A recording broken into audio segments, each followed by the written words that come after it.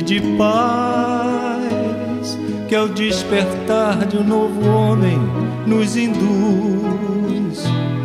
Te conclama, irmão, de última hora, a ingressar. Boa noite a todos, a todas, né? Que agora a gente tem que botar a coisa de maneira igual. Nosso tema, Janira já falou, idiotismo e loucura. E é um tema abordado em O Livro dos Espíritos, um tema que eu, na realidade, acho que eu nunca fiz uma palestra inteira sobre isso. Já citei, já abordei algumas questões, mas não esse tópico todo, porque ele é um pouquinho complexo. E desde aquela época, a época de Kardec, muito anterior a Kardec, desde o início dos tempos, a época de Jesus a gente observa muito, a época de Moisés e até bastante anterior, a quantidade de loucos, ditas pessoas loucas, pessoas perturbadas, e como tratá-las. Em primeiro lugar, agradecer pela oportunidade de estar aqui e pelo privilégio de estar entre amigos, né? Contar com Verônica e essa tradução simultânea, né, em Libras é realmente muito bom. A gente vê que nem só a deficiência não chega só à parte cerebral, ele tem deficiência visual, auditiva, enfim, uma série de deficiências. E hoje, graças a Deus, a sociedade olha mais para esse público. Mas, enfim, é um privilégio estar aqui e é um privilégio também estar falando para aqueles que nos assistem remotamente, né? Que a palestra é transmitida, fica gravada, quiçá eu não fale nenhuma loucura. A palestra é sobre loucura, mas vamos tentar nos manter à margem só por hoje. Se eu conseguir por hoje, já está de bom tamanho. Dizem que de louco todos nós temos um pouco, né? Vamos ver se de fato a gente tem mesmo. O ano era 1979. Em São Gonçalo, numa clínica no centro da cidade, não centro, porque São Gonçalo não tem um bairro chamado centro, um bairro central, vamos dizer assim. Eu tive a oportunidade de trabalhar e de conviver com pessoas com certa dose de perturbação. Por que isso? Primeiro porque a quantidade de pessoas na sociedade que passam por esse tipo de problema já é grande, mas lá era um pouquinho maior, porque ao lado tinha uma clínica, né, que era dos antigos, aos moldes dos antigos manicômios, né? E essa clínica ficava no mesmo quarteirão, bem próxima. E, em função disso, atendíamos vários pacientes daquela clínica. Havia, lá no nosso trabalho, um rapaz muito prestativo, um senhor já de meia idade, muito prestativo, mas com uma certa dose de idiotia. Ele era aquele que chamavam abobado, faziam chacotas com ele, mas ele não ligava. Ele era sempre sorridente, sempre prestativo, era o chamado pau para qualquer obra. Estava ele sempre pronto para ajudar no que quer que fosse.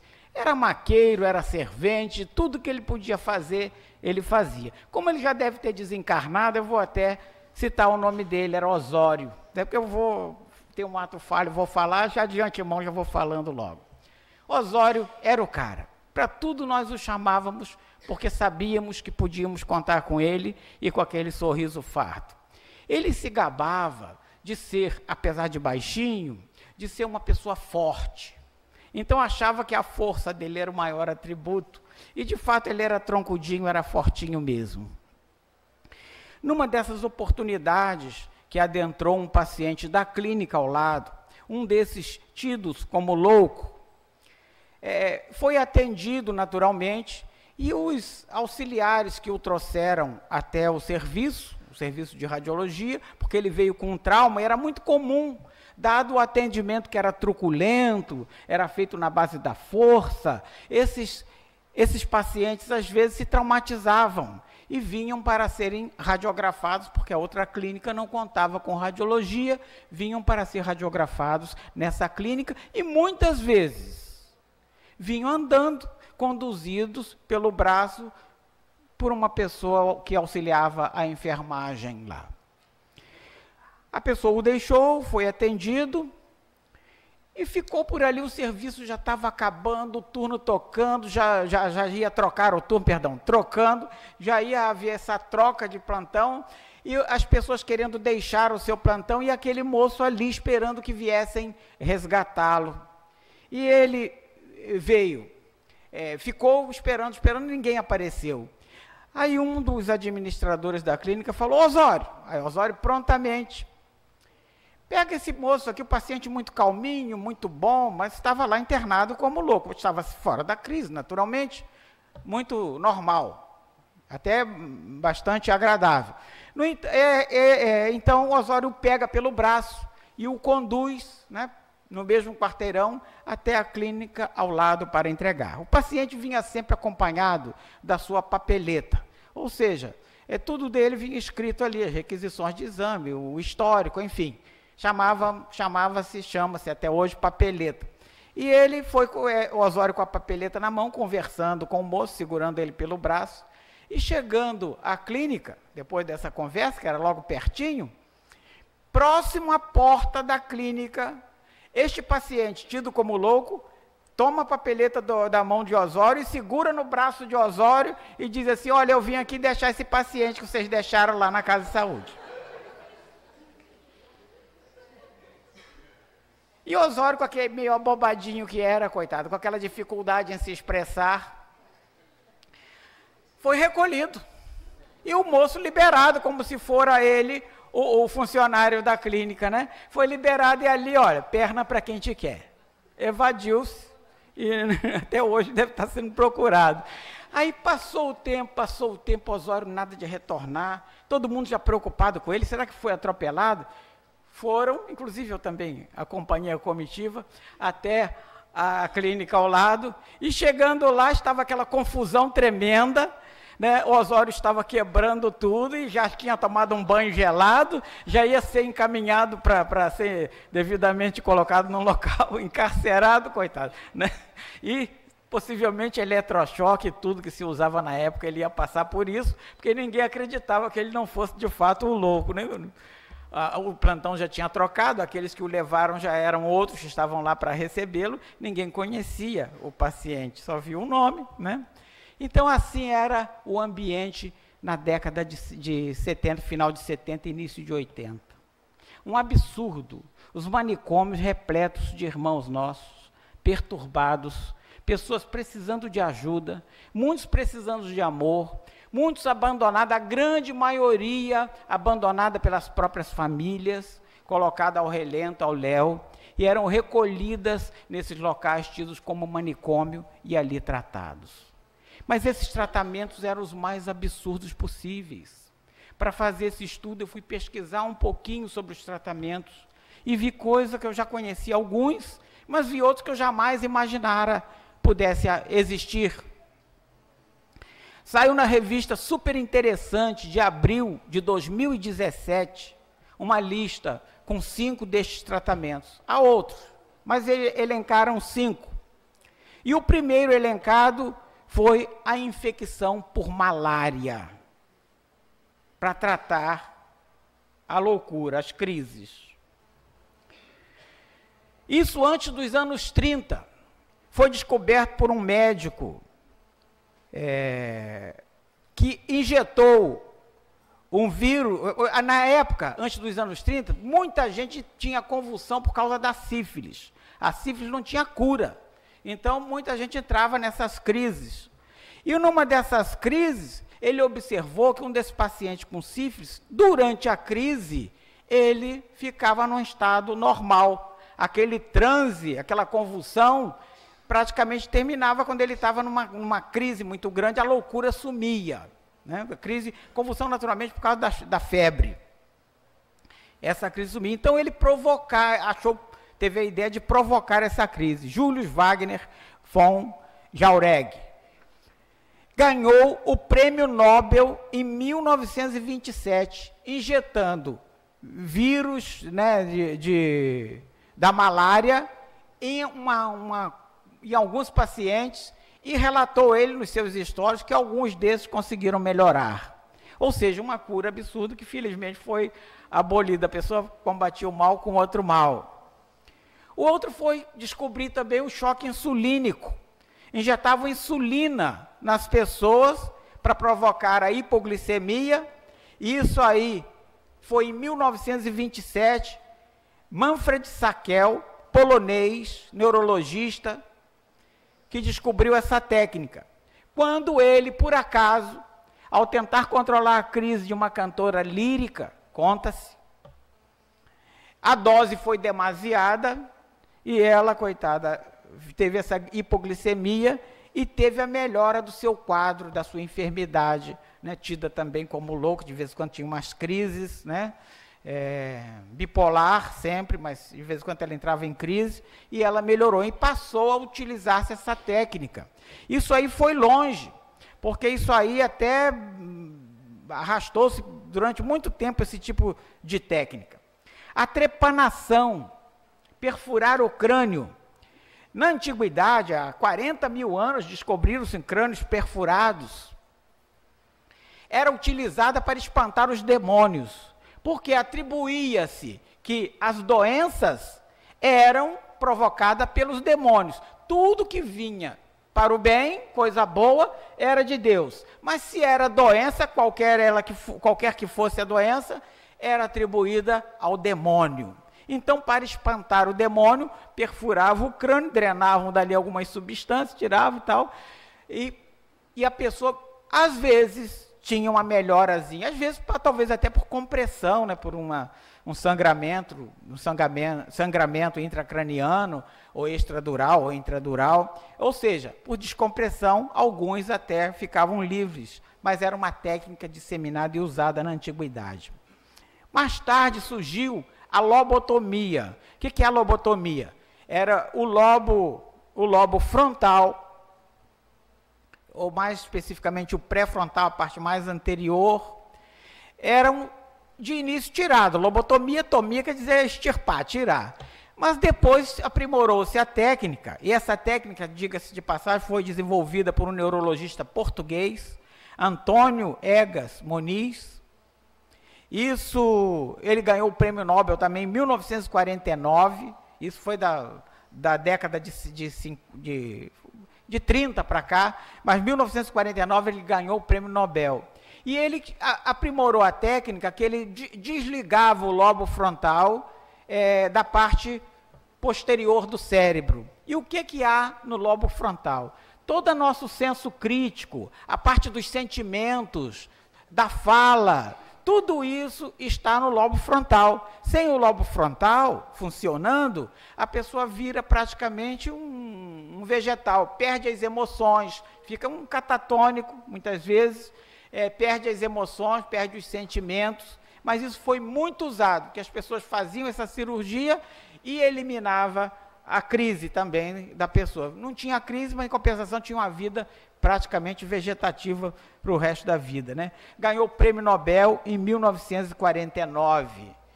Isso mais tarde foi substituída, né, com a descoberta das drogas na década de 50 e utilizado amplamente na década de 60, essa técnica foi praticamente abolida. Mas nós vamos falar um pouquinho mais dela, que eu vou citar um exemplo aqui. Depois veio o mesmerismo. O Mesmer, um grande magnetizador, né, utilizava a sua técnica de magnetismo animal, muito desenvolvida por ele, em pacientes com crise. E muitas vezes esses pacientes ficavam bons. Mas a sociedade científica criticou muito Mesmer, foi expulso de várias comunidades científicas por conta da prática desse magnetismo, né? Do mesmerismo, como ficou conhecido. Usava ele, inclusive, ímãs, mas usava o magnetismo, que é um magnetismo praticamente que se usa hoje no espaço. Só que hoje o magnetismo, ele é um magnetismo que funciona da parte espiritual e o médium atuando em conjunto. Hoje o passe é isso. E o magnetismo meramente animal não necessita do espírito atuando ali. A energia do médium é que vai imantar, vamos dizer assim, ou desfazer as linhas irregulares do corpo da pessoa, porque nós funcionamos como ímãs, e era a técnica que ele utilizava, usou amplamente no século XVIII e chegou aos Estados Unidos no século XIX. Bom, vimos ali que os tratamentos eram realmente os mais absurdos possíveis, mas de fato, o que é a loucura? O que é o idiotismo segundo a doutrina espírita? Vamos ver o que dizem os espíritos. Os espíritos dizem, mas o computador desdiz. Né? Agora vai. Na questão 371 de O Livro dos Espíritos, Kardec pergunta: a opinião que os cretinos e idiotas teriam, a opinião de que os cretinos e idiotas teriam uma alma de natureza inferior, tem fundamento? Kardec pergunta aos espíritos. Né? Porque havia esse senso comum de que a alma dele seria uma alma que valia menos do que as outras, né? Porque ele não, praticamente ele em vida não se prestava, né, a vida dele era praticamente inútil, então ele seria inútil também. Vamos ver o que os espíritos dizem. Não, eles têm uma alma humana, frequentemente mais inteligente do que pensais. Mais inteligente, porque às vezes ele não pode se exprimir. E que sofre com a insuficiência dos meios de que dispõe para se comunicar. Como o mundo sofre o mudo sofre por não poder falar. O mudo, às vezes, ele quer falar, mas ele não tem. Quando é mudo mesmo, por uma razão física qualquer, né? Às vezes ele ouve e não consegue exprimir o aparelho fonador, ele não fala por uma deficiência no aparelho, ele não consegue pronunciar e emitir sons. Então, mas às vezes ele conhece, ele tem o conhecimento, ele sabe, e assim, esses irmãos são inteligentes e muitas vezes não consegue exprimir sua inteligência, manifestar, porque o aparelho do qual eles dispõem não lhes permite.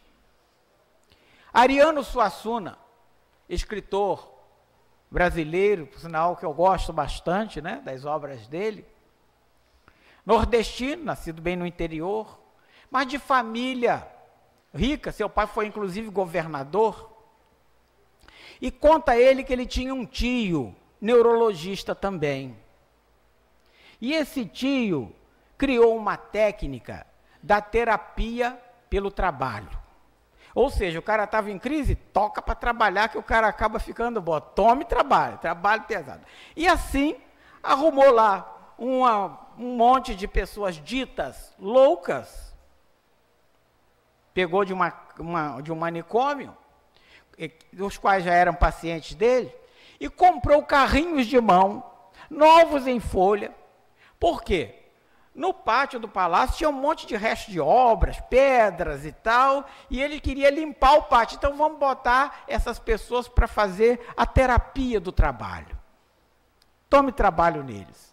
Estavam ali aqueles senhores, todos enfilados, desfilando com seus carrinhos reluzentes, novinhos em folha, mas naquele meio tinha um com o carrinho virado ao contrário, com a boca para baixo.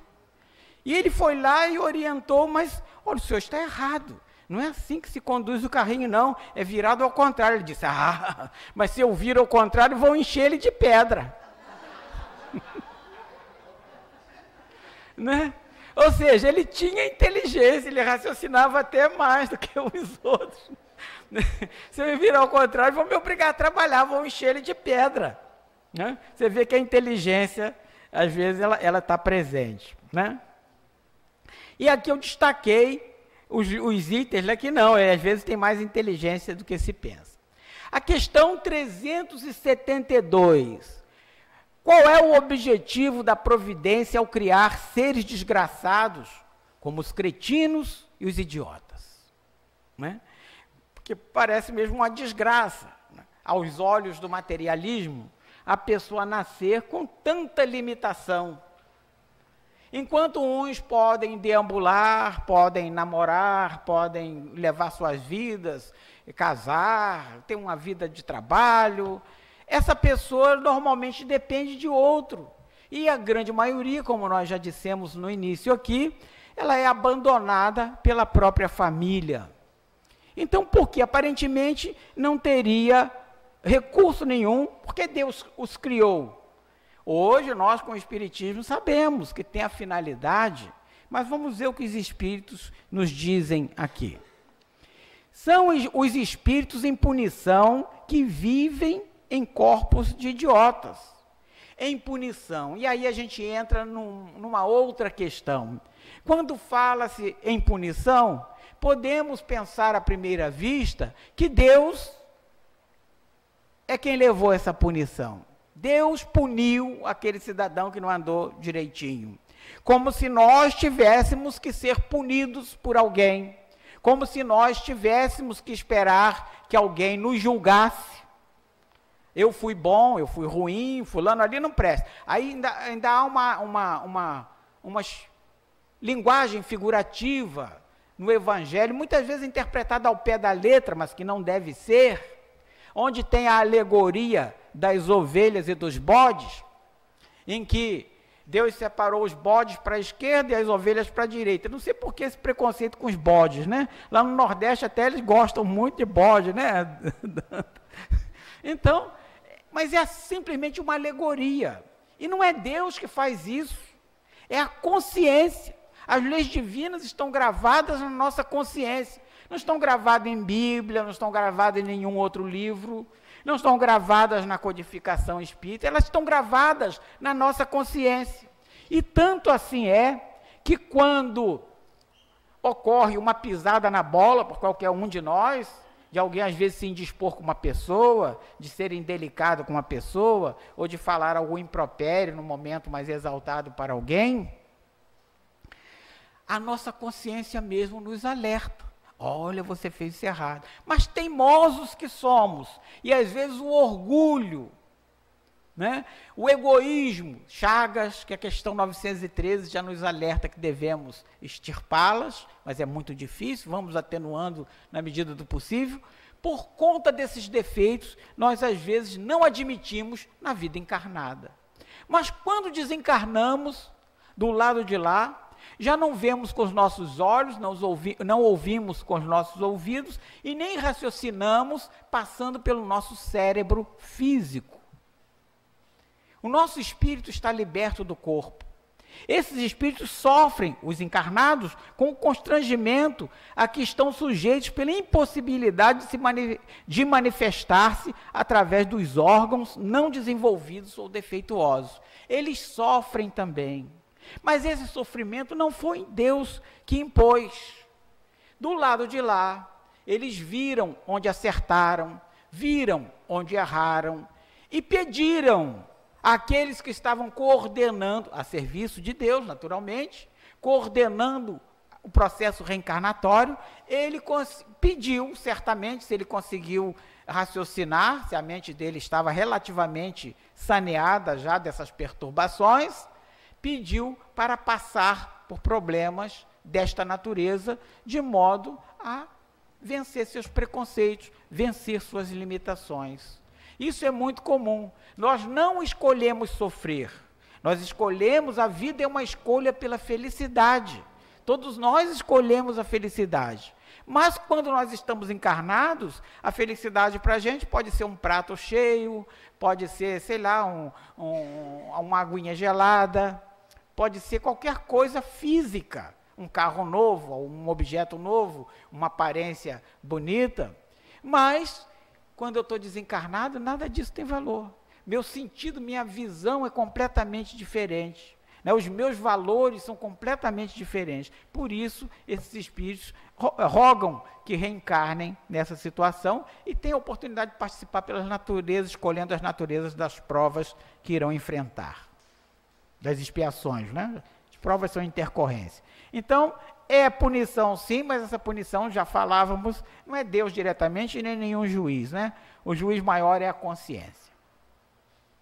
Essa questão se desdobra a 372A, onde Kardec pergunta. Kardec gostava mesmo de esgotar o tema, né? Ele perguntava, aliás, a metodologia dele é uma metodologia assim que não deixa margem para que a gente faça uma nova pergunta, porque basicamente tudo que a gente queria perguntar, ele foi lá e perguntou, né? E a metodologia que ele usou, metodologia científica para isso, que ele aprendeu na escola de Pestalozzi, para nós, hoje em dia, ela é super válida e super utilizada. E nós, às vezes, já utilizamos, às vezes agradecemos, muitas vezes, a Bezerra de Menezes, agradecemos aos mentores, a outros mentores, Joana de Anjos, enfim, outros quaisquer, mas esquecemos de agradecer a quem teve um trabalhão físico, que é Allan Kardec, né? Merece realmente o nosso respeito, o nosso agradecimento.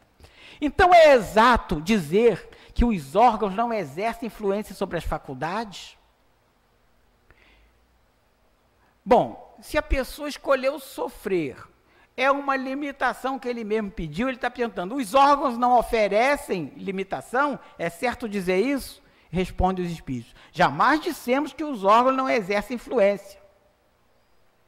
Os espíritos dizem, não dissemos isso. Não foi isso que quisemos dizer. Eles a exercem, e muito grande, sobre a manifestação das faculdades, mas não produzem as faculdades. Esta a diferença. É como se fosse um bom músico com um mau instrumento. Um bom músico com um mau instrumento não fará boa música, o que não o impede de ser um bom músico, né? Às vezes ele é um excelente músico, mas você dá a ele um mau instrumento, como é que ele vai produzir? Aliás, no livro dos médiuns, está falando isso aqui voltado aos loucos. No livro dos médiuns tem também uma comparação muito interessante que Kardec faz com instrumentos. Ele diz que o médium bom, aquele que dá a comunicação mais perfeita possível, com menos animismo quanto possível, porque toda manifestação envolve o processo anímico, não há médium que seja isento de animismo, mas a comunicação mais perfeita possível é comparada a um bom instrumento, aquele médium comparado ao bom instrumento. O espírito, às vezes, quando vem se comunicar, ele procura aquele bom instrumento, mas quando ele não acha, por exemplo, um instrumento tipo um piano, um médium tão bom quanto um piano, se contenta com um violão. Ainda assim dá para saber qual a música que ele está tocando, mas se não tiver um violão, um cavaquinho já fica difícil. Se não tiver um cavaquinho, aí é aquele médium que mais se assemelha a um berimbau, aí já está quase que impossível, né? Me perdoem os baianos, viu, gente? Tem baiano aqui, além de Dantas? Tem? Mas o berimbau, um instrumento rítmico, né? Comparou Kardec, naturalmente ele não usou berimbau, ele usou os instrumentos europeus, eu adaptei aos nossos daqui, mas é isso aí, o bom médium comparado ao bom instrumento. O bom corpo físico funcionando perfeitamente comparado ao bom instrumento. A mente sã comparada ao bom instrumento. A mente defeituosa comparada ao instrumento mais precário.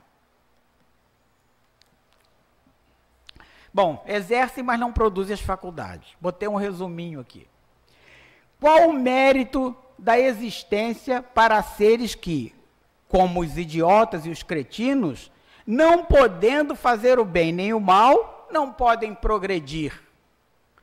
Olha só que pergunta, né? Se o objetivo da reencarnação é o progresso, então estes que não vão produzir trabalho nenhum, sabe-se que só se produz progresso pelo trabalho, pela utilização racional da matéria, e esta utilização, essa matéria, ela é tão importante para o ser humano, que o ser humano é constituído desta própria matéria, que emana do princípio material, uma emanação divina,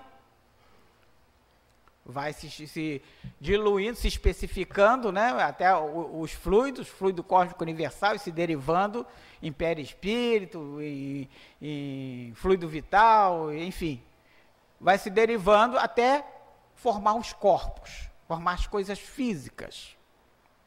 Mas se você não consegue usar a matéria, ou usar o seu corpo, que é feito de matéria, para manipular a matéria, como então você vai evoluir? Para qual o objetivo de uma encarnação neste estado? Foi o que Kardec perguntou. E respondem os espíritos. É uma expiação imposta ao abuso que tenham feito de certas faculdades. É um tempo de suspensão, não é uma cassação. Né? É que nem um impeachment. A pessoa está impedido naquele momento, mas depois recupera os seus direitos. Pode se candidatar novamente, pode até melhorar, até se tornar alguém de bem. Impeachment em qualquer área. Tem impeachment técnico, impeachment político, impeachment de qualquer natureza. Né? Às vezes a pessoa está tão má na situação dele, fulano, vai ser afastado um pouquinho, vai estudar um pouco, depois você volta para o trabalho. Não deixa de ser um impeachment. Né? A pessoa foi afastada para poder se aprimorar e depois retorna. No caso da encarnação de um irmão desse em estágio assim prejudicado, também é como se fosse um impeachment. Ele foi afastado do uso da matéria, limitado, tendo ela limitada, porque há várias gradações de problemas desta natureza, né? Para que ele não, naquela encarnação, ele dê um tempo e consiga refletir nesse tempo acerca dos erros dele. Ou servir de exemplo para aqueles que estão ao seu lado, aqueles que têm que cuidar dele. Ou propiciar ainda que alguma ciência se desenvolva em torno do seu problema. Há uma série de utilidades para aquela pessoa, né, que reencarna com problema desta natureza. Tem objetivo, sim. A questão 373 se desdobra também. Tem aqui o item A. E Kardec continua perguntando. Um corpo de idiota pode, então, encerrar um espírito que tivesse um homem de gênio numa existência precedente? Ou seja, pode encerrar uma pessoa que fora muito inteligente noutra vida? Respondem os espíritos. Sim, o gênio torna-se às vezes uma desgraça quando dele se abusa. E é uma verdade, gente. Não pensem que Hitler, por exemplo, até citando uma figura conhecida e que sabe-se causou um grande mal à sociedade, não pensemos que ele era uma pessoa desprovida de inteligência. Pelo contrário, tinha grande inteligência na sua estratégia, no seu pensamento. Só que utilizou essa inteligência para produzir algo ruim. Von Braun, na bomba, né, na voadora, não fez aquilo com aquela intenção. O avião foi uma grande descoberta da humanidade, mas o próprio Santos Dumont decepcionou-se a tal ponto que chegou a culminar, né, em tirar a própria vida. Então, é uma pessoa que tornou-se depressiva ao longo do tempo ao ver que sua invenção, né, que há questionamentos, né, os americanos acham que foram os irmãos Wright, mas nós aqui sabemos que Santos Dumont teve a sua parcela e outros tantos precursores aí que tiveram também, mas Santos Dumont teve um papel preponderante no avião. Ele se decepcionou. O projeto Genoma, mais recente, para estar mais aqui ao nosso alcance, a decepção, estão me falando aqui os espíritos protetores, né, encarnados naturalmente, porque os aviões soltavam bombas, né? E o avião não foi feito para soltar bomba, né? É isso aí. Falava eu de quê? Do projeto Genoma, né? Olha só que eu estou quase indo para aquela clínica lá, que o Osório andou frequentando internado. Eu já estou quase aí.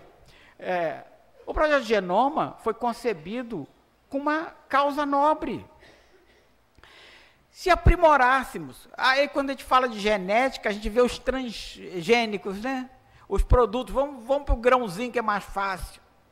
um grão de soja transgênico, manipulado a genética dele no laboratório, para que ele fosse mais imune às doenças, mais imune às pragas, desse um grão maior, mais nutritivo e conseguisse alimentar mais gente. Manipulado em laboratório. Mas por que ele não se tornou assim? Alguns países têm suas reservas. Porque se você planta um transgênico aqui, ele vai crescer, imune a pragas, imune a tudo, vai dar flor, vai dar tudo. Mas a abelha não conhece a diferença do transgênico para o natural. Ela vai pousar no transgênico, pousar no natural, daqui a pouco a espécie natural vai sucumbir, porque a transgênica ela é imune a pragas, mais resistente, vai aniquilar a espécie natural. Daí uma resistência aos transgênicos. Há também a discussão sobre causar ou não doenças. Mas no caso de seres humanos, no caso da ovelha que clonaram, e da clonagem humana, que acredito seja inclusive possível, se uma pessoa de má índole domina essa técnica, logicamente as leis proíbem que ele as utilize de maneira indiscriminada, mas se ele por acaso burla essas leis, pode fabricar soldados mais fortes, que raciocinem melhor, não é? Aí nesse caso a parte moral fica prejudicada em relação ao material. E os espíritos nos asseveram na codificação espírita de que há tanto o progresso moral quanto o progresso material. Mas o material se dá em maior rapidez. O moral o acompanha, muitas vezes timidamente. Mas é necessário que o progresso moral ocorra, porque o progresso moral segue carreado por esse progresso material. Às vezes, com a descoberta, quando acontece um problema relacionado a uma descoberta utilizada de maneira errada, lições se tiram dali. Leis são feitas para coibir uma ação semelhante no futuro. Então, até isso aí tem sua utilidade, né? Até as guerras, né, por incrível que pareça, também tem a sua utilidade. Devemos evitá-las, de certo, mas que tem. Muitas ciências saíram das guerras, muita descoberta. Isso tem lá na codificação espírita, no livro dos Espíritos, fala sobre a utilidade, né, os espíritos durante as guerras. Não dá para abordar, nosso relógio foi equipado com pilhas trazidas do nosso lar, está correndo uma velocidade vertiginosa. Estou suspeitando que seja até obsessão, viu, de Janeiro? Depois dá uma olhada nisso aí. Questão 374. Até que eu estou dentro do tempo. Eu não gosto de fazer palestra pela primeira vez, porque a palestra de primeira vez você ainda não cronometrou.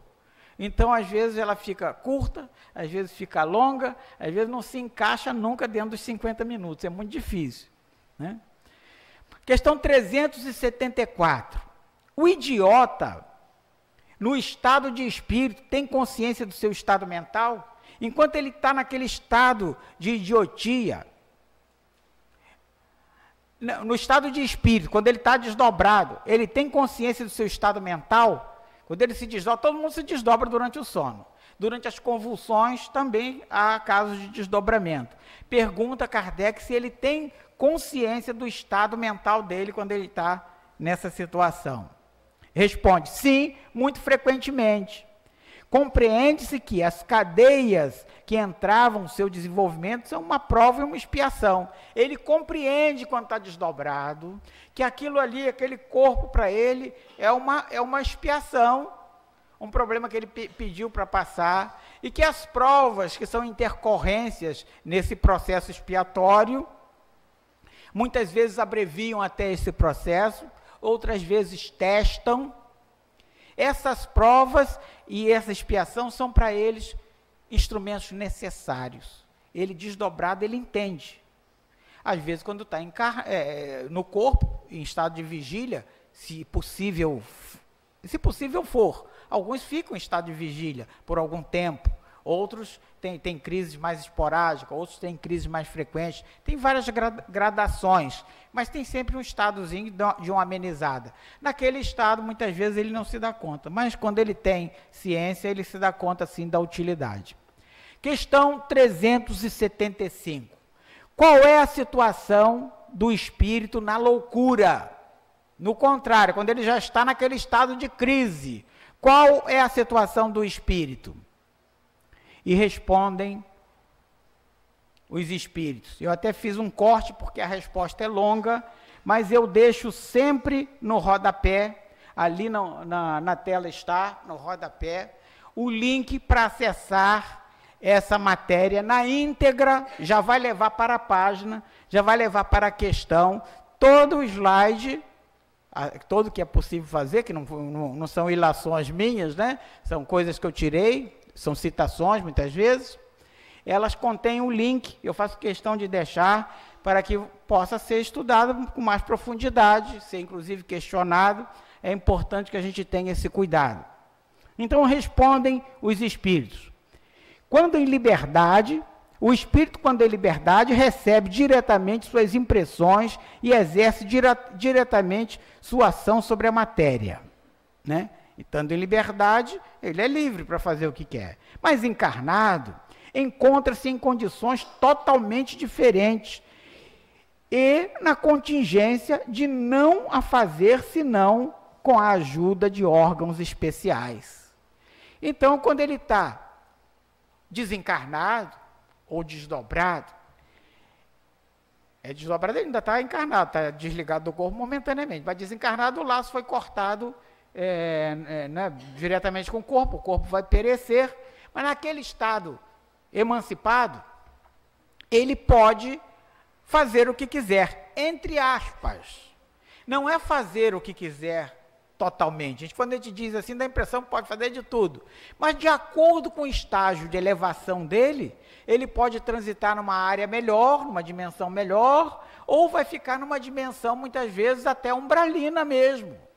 Quando a gente fala em nosso lar, não podemos esquecer, né, que aquela colônia espiritual relatada por André Luiz, e que muitos desejam ir, mas se possível amanhã, hoje não dá, né?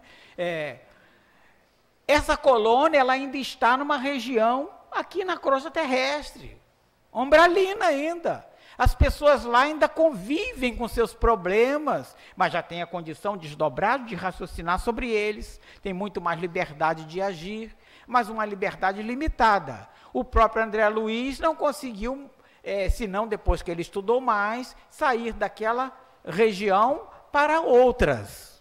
Nem sequer encontrar com a própria mãe durante o livro, durante a leitura do livro, a gente constata, porque a mãe estava numa região muito superior. E continuam os espíritos.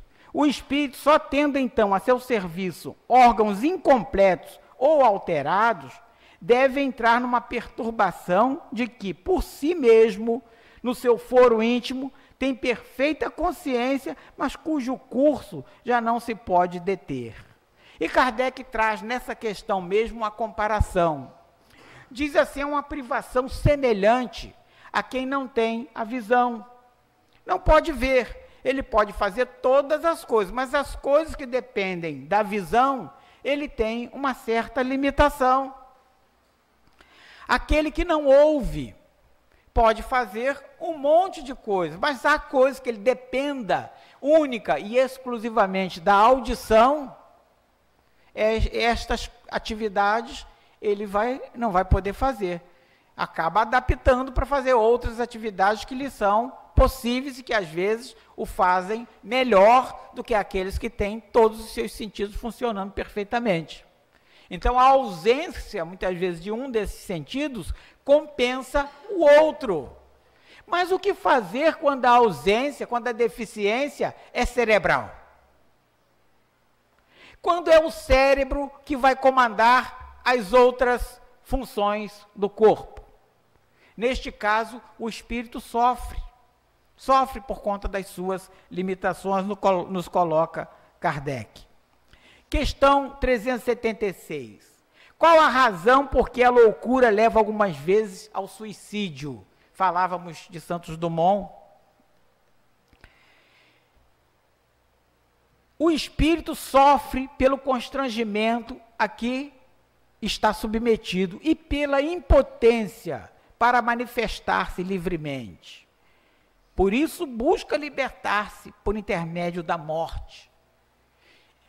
Encarnado, muitas vezes ele tem o raciocínio prejudicado e não enxerga o grande problema de abreviar sua própria vida. O grande problema de sair do corpo físico ainda munido de uma série de débitos que deveria resgatar quando em vida, e ainda de uma série de fluidos que ele tinha para usar no decorrer da vida dele, e desencarna com aquela quantidade de fluidos abruptamente e de maneira voluntária. Quando em reuniões mediúnicas temos a oportunidade de saber da manifestação desses irmãos que optam por esse caminho terrível, geralmente eles ficam presos naquele processo do suicídio. Se jogou de uma região, de um local alto, de um edifício ou num precipício qualquer, eles ficam naquela queda e nunca atingem o chão, e sempre volta ao início e tem a queda de novo, uma queda que nunca termina. E essa perturbação, ela continua, porque o espírito, aquele espírito, ao desencarnar, ele levou aquela quantidade de fluidos, levou aquelas impressões do corpo físico. Por esse período de perturbação, salvo raríssimas exceções, basicamente todos passam. Um períodozinho em que é como se você acordasse de repente, acordado de repente, e você ainda ficasse naquela sensação de que estava dormindo, sem se situar muito bem onde está, diante de um susto. Você passa por esse período de perturbação. E esses irmãos passam muito mais ainda por esses períodos. Questão 377. Após a morte, o espírito se ressente da perturbação de suas faculdades? Eu acho que eu já matei o final. Ele pode ressentir-se durante algum tempo, até que esteja completamente desligado da matéria.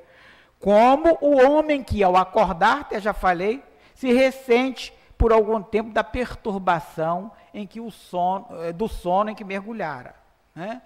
Então, é como eu falei, ele acordou de repente, se sente ainda meio dormindo, meio acordado, não se situa muito bem, né? Pode, como já aconteceu algumas vezes com algumas pessoas, calçar um calçado de um, calçado de outro, meia de um, meia de outro, porque está ainda naquele estado meio dormindo, né? Você se dá conta, aí quando acorda completamente, viu que, não, eu estou acordado, coisa diferente. Desencarnado leva as impressões, e não é só loucura, não. A pessoa que perdeu um membro, a pessoa que está sofrendo com a perda de um órgão físico qualquer, muitas vezes ao desencarnar, ele tem aquela dor, aquela impressão, e não precisa desencarnar. Em amputados, nos hospitais, muitas vezes a pessoa amputou uma perna e te pede para coçar o dedão do pé, porque ele está sentindo coceira no dedão do pé. E a pessoa do lado de lá, desencarnado, ele às vezes passa por esse ressentimento, ele leva essas impressões, que vão se dissipando, para alguns em condição de raciocinar mais rapidamente, alguns precisam recorrer às reuniões mediúnicas, muitas vezes para receber o consolo, o abraço, o carinho, muitas vezes não dão nem para ser esclarecido de que desencarnaram, não é? E, enfim, leva a impressão. Como a alteração do cérebro pode reagir sobre o espírito após a morte? É uma lembrança, é um peso. Um peso oprime o espírito, e como ele não teve consciência de tudo que se passou durante a sua loucura, é necessário um certo tempo para que se ponha ao corrente. É por isso que, quanto mais tenha durado a loucura durante a vida, mais longamente durará a tortura, o constrangimento após a morte. O espírito desligado do corpo se ressente por algum tempo das impressões dos seus desligamentos. Já falamos, já comentamos, inclusive, sobre isso mesmo antes dessa questão. Mas eu gostaria de encerrar com um caso positivo. Nós temos sempre que encerrar as coisas com a notícia boa, né? Porque o negócio de encerrar com notícia ruim é horrível. A gente sai com uma má impressão. Se nós viemos aqui para sair com uma boa notícia. E eu gosto muito de trazer para o final boas notícias. E eu trago aqui essa personalidade Nise da Silveira. Quem aqui nunca ouviu falar de Nise da Silveira? Não tenham vergonha, pode levantar a mão, porque eu também não tinha, né? Esqueça a bursite, a tendinite, enfim. Olha, gente, vale a pena conhecer sobre essa senhora, porque a história dela é fantástica. Ela nasceu em 1905, 15 de fevereiro, em Maceió, na Alagoas. Mas desencarnou aqui no Rio em 10 de outubro de 99. Portanto, alguns de nós conviveu certamente com essa senhora, foi contemporâneo dela. A formação dela foi na Faculdade Federal da Bahia, mas também estudou no Instituto Jung, de quem ela era admiradora e colaboradora da obra de Jung, da escola de Jung. Então, ela foi uma pessoa importante. Mas a grande importância dela não é só colaborar com Jung, muitos colaboraram também, muitos o auxiliaram, muitos participaram das experiências dele em vários cantos do mundo e retornaram para ele e foram também importantes. Mas duvido que tenham sido tão importantes quanto essa senhora foi. Porque ela trabalhou com a parte mais delicada do ser humano, que é a parte da humanização, da convivência, do abraço. Tudo que nós pregamos no Espiritismo, que o Espiritismo veio para promover essa volta ao convívio, essa volta ao abraço, essa volta à troca. Ela procurou fazer, mas não com seu vizinho, não com seu irmão difícil, não com a sogra, coisa que nós às vezes temos dificuldade, com aqueles que estavam nos manicômios. E por conta do seu proceder, ela foi muito discriminada, porque aqueles médicos de então utilizavam aquelas técnicas que citamos no início, principalmente a lobotomia, o eletrochoque, o tratamento com outros métodos agressivos. E ela queria trazer um tratamento diferenciado. Mais à frente eu vou mostrar ela trabalhando, a gente verá. Em 1936, dada seu comportamento, ela foi presa. Acharam que ela era comunista, trancafiaram-na na prisão por 1 ano e meio, ali no Rio de Janeiro, na Frei Caneca. Nesta época, conviveu com Graciliano Ramos, de que eu também sou fã, né, da literatura. Em Memórias do Cárcere, de Graciliano Ramos, ele cita a Nise da Silveira, né, sobre Nise da Silveira. Saiu da prisão, viveu no exílio com o marido dela, né, a prisão foi em 1936, ficou até 1944 no exílio, quando ela retorna, então, ao Rio. Quando retornou, uma pessoa daquele potencial foi trabalhar no Centro Psiquiátrico do Engenho de Dentro, que, se não me engano, era afiliado à Universidade Federal do Rio de Janeiro. E lá nesse centro, ela começou a levar as técnicas para aqueles médicos.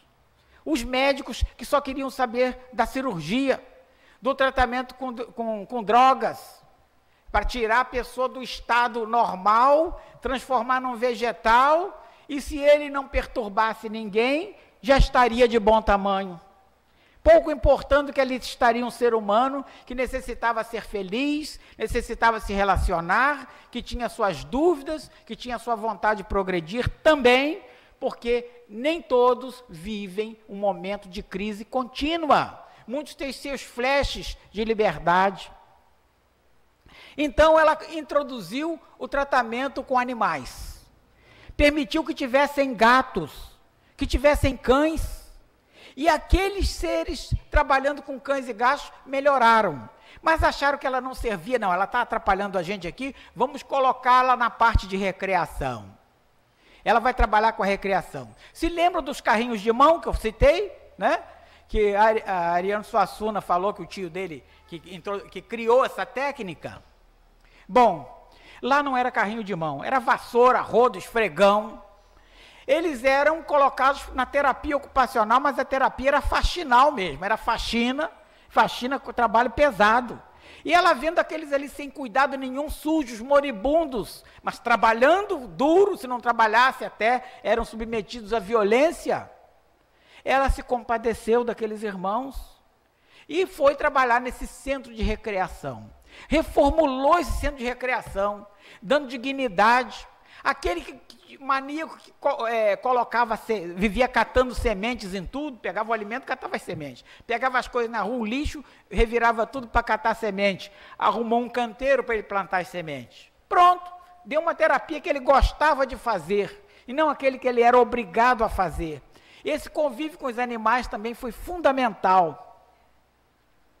Depois, tendo progredido, ela viu que um daqueles garotos ali tinha sido desenhista. Em vida ele trabalhou profissionalmente como desenhista. Deu para ele pincel, deu para ele lápis, e ele começou a desenhar. E aquilo contaminou os demais, que quiseram também imitá-lo. E ela deu tinta, ela deu material, deu telas, saía pedindo igual uma louca, porque não tinha recursos, mas conseguia com a comunidade tintas, pincel, enfim, cavaletes. E aqueles ditos loucos transformaram-se em artistas. Alguns, inclusive, produzindo para o seu próprio sustento e sustento até da família, com a sua própria arte. Fundou, em 1952, o Museu da Imagem, Museu de Imagem e do Inconsciente, um museu dedicado a essas obras produzidas ali. Mas não contente com isso, em 1956, para aqueles loucos mais velhos, que já eram abandonados pela família, criou uma espécie de casa de repouso para ele, mas com atividade também, né? A Casa das Palmeiras. A vida dessa moça é linda. Moça porque ninguém fica velho, né? Ela está ali velhinha. Ninguém fica velho, morreu com 90 e tantos. Há um filme, gente, ninguém precisa ler. Nise, O Coração da Loucura. Quem não viu, veja. Não estou ganhando nada do Netflix, mas tem ele lá, né? Seria até bom vocês doassem a coisinha para a Casa Espírita, né? A gente podia bem fazer um merchandising aqui, mas não se faz. Na Casa Espírita não se faz isso. Mas é de bom alvitre recomendar aquilo que presta, aquilo que é bom, porque tem um bocado de coisa que não vale nada. Então esse filme vale. A atriz Glória Pires, que dá um show de interpretação como Nise da Silveira. Vale a pena ver, gente. Chego em casa hoje, né? Hoje tem o que na TV? Que é quarta-feira? Futebol. Larga esse futebol para lá, né?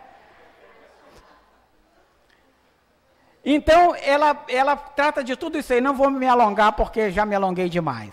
Mas encerro com esse slide aí, esse conselho dela, que eu acho fantástico.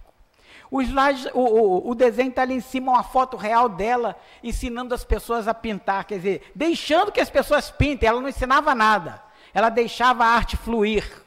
Tinha ajuda, conseguiu ajuda de outros acadêmicos também, da área de arte, da UFRJ, mas deixando a arte brotar. E ela trouxe esse pensamento que a gente fecha com ele. Não se curem além da conta. Gente curada demais é gente chata. Todo mundo tem um pouco de loucura. Felizmente, eu nunca convivi com pessoas muito ajuizadas. É um bom conselho. E para encerrar, gente, eu deixo aqui, vou deixar essa palestra, ela fica à disposição. Eu tenho um portalzinho, mas ela fica também no portal do Trabalhador de Jesus, gravada. Mas eu tenho a apresentação, se vocês quiserem. Tudo que a gente produz não é nosso. Eu faço questão de não botar material protegido, filmes protegidos, nada, porque qualquer um pode pegar e utilizar como bem pretender. Deixo o meu endereço ali embaixo, está no cantinho lá esquerdo. Lá tem tudo meu. Se quiserem me questionar, malhar, no bom sentido, só não partam para a violência, que eu sou franzino. Muita paz a todos. Obrigado pela oportunidade.